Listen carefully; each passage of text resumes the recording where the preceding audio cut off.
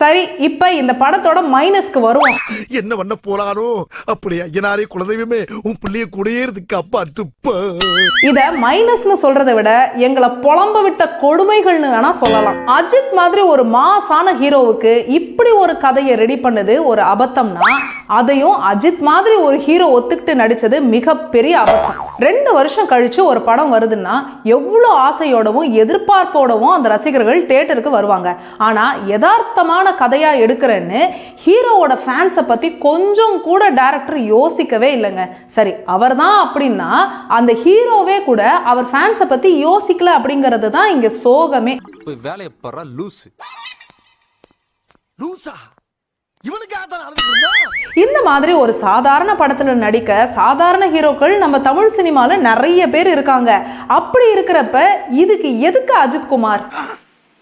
ஆமா எப்பா, இந்த விஷயம் தெரியாம நான் ஒரு 3-4 தடவை டிக்கெட் எடுத்தேனப்பா.